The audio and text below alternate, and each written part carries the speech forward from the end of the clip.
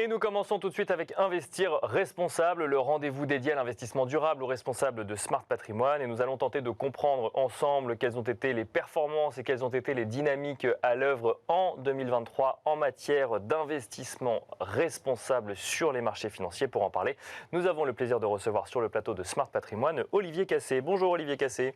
Bonjour Nicolas. Bienvenue sur le plateau de Smart Patrimoine. Je rappelle que vous êtes gérant ISR Action Europe chez Sycomore Asset Management. Nous sommes en début d'année 2024. L'occasion de regarder un petit peu dans le rétroviseur ce qui s'est passé en 2023 lorsque l'on a voulu avoir un biais ISR dans sa gestion active ou passive d'ailleurs, mais là on est plus effectivement dans le sujet en tout cas de la gestion action. Déjà les performances des fonds ISR n'ont pas forcément été autant en rendez-vous qu'on aurait pu l'anticiper en début d'année, Olivier Cassé. Alors, je vais modérer un peu ces propos. Ouais. Déjà, on ne va pas bouder notre plaisir. On a quand même une année 2023 qui finit bien. Qui finit bien. Très bien, même sur les marchés financiers. Un bon rallye de fin d'année en novembre et décembre, donc on a eu quand même de très très belles performances.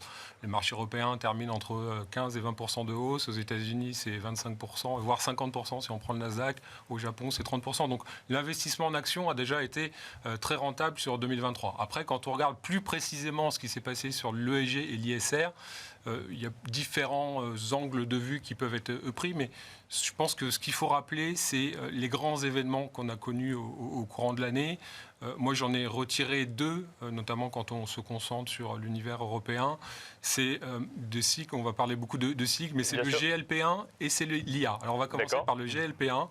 Pour moi, c'est un événement marquant de 2023 parce que Novo Nordisk, une société danoise, est devenue la première capitalisation boursière en Europe. Donc devant, malheureusement, nous, Français, les acteurs du luxe et notamment LVMH. Et le GLP1, c'est en effet cette molécule qui sécrète l'insuline qui permet de contrôler la glycémie. Et donc c'est le médicament numéro 1 et en développement chez Novo Nordisk donc pour traiter le diabète. Et l'événement de l'année 2023, c'est qu'on a eu des essais cliniques très positifs sur cette molécule-là. Et dorénavant, ce produit est commercialisé pour traiter l'obésité à travers le monde et on sait que le marché est colossal, notamment aux États-Unis.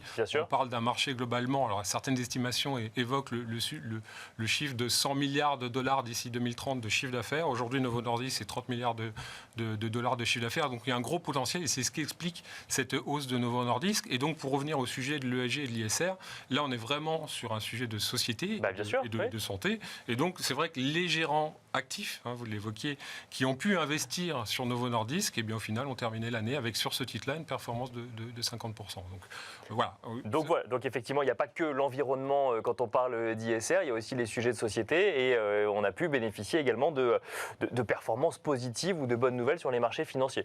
En tout cas avec cet exemple-là. Exactement. Le deuxième cycle, c'est l'IA, l'intelligence artificielle. Alors je pense que sur votre plateau, on en parle très régulièrement. Mais tout le monde ne fait pas forcément lien avec l'ESG sur ce sujet-là. C'est une très bonne question. C'est est-ce qu'aujourd'hui, les acteurs qui offrent des solutions à base d'IA sont investissables dans des fonds ESG et des fonds ISR? Je pense que personnellement, j'ai tendance à faire l'analogie entre l'IA et le nucléaire. C'est-à-dire qu'il n'y a rien de bon ou de mauvais intrinsèquement sur le nucléaire. On voit bien que le gros sujet, c'est de savoir comment on va utiliser le nucléaire. On a d'un côté une énergie décarbonée et de l'autre, on a une arme de destruction massive. C'est un peu la même chose sur l'intelligence artificielle et donc c'est ce qu'il faut regarder, c'est en effet dans les sociétés dans lesquelles on va investir, comment elles peuvent utiliser l'IA. Et je dirais que les points positifs de l'IA, ils sont je dirais à deux titres. On retrouve des gains de productivité. Alors on peut se dire en effet destruction d'emplois au final à cause de l'IA. Je rappelle juste que compte tenu du vieillissement de la population, on va avoir des populations actives qui vont baisser fortement dans les pays industrialisés sur les 10-20 prochaines années. Et donc gagner en compétitivité, ça ne se fait pas forcément en opposition à la préservation de l'emploi.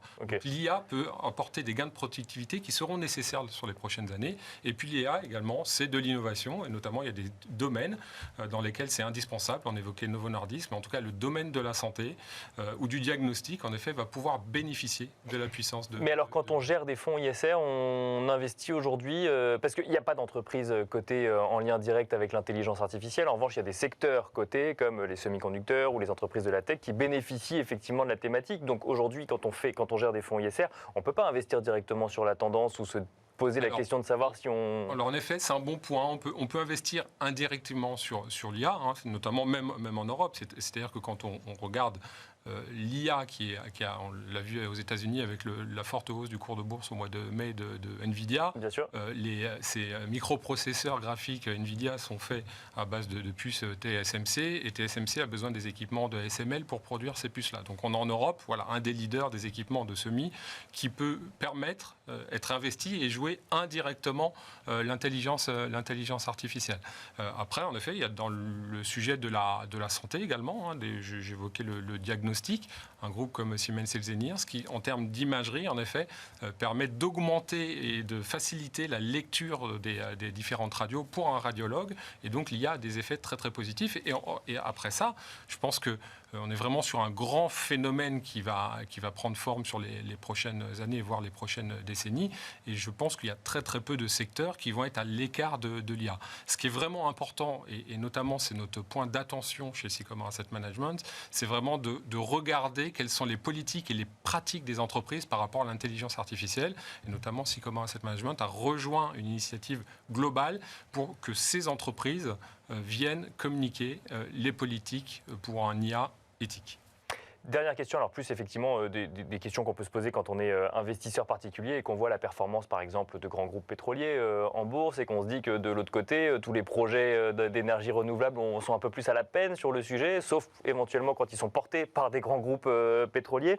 Est-ce que là, on peut se dire que 2024 sera différent de 2023 ? Comment est-ce qu'on peut analyser cette dynamique aujourd'hui ? C'est un bon point. Je pense qu'on a eu en 2023 et une grande partie de 2022 également une sous-performance des valeurs vertes qui s'explique par le phénomène des taux d'intérêt. C'est-à-dire qu'on a une hausse très, très, très importante des taux d'intérêt à long terme qui est venue pénaliser les valorisations des actifs de duration longue qui sont des actifs d'énergie renouvelable. Je pense que le point capital sur 2024, pour revenir de façon sereine et pérenne sur ce secteur-là, c'est d'avoir cette conviction, et là je laisse à chacun le soin d'avoir ses propres convictions, que la remontée des taux est derrière nous. Alors, on a en tête que les banquiers centraux en Europe, aux États-Unis, devraient... Le laisse entendre en tout cas. Voilà, sur 2024, baisser assez drastiquement leur taux directeur.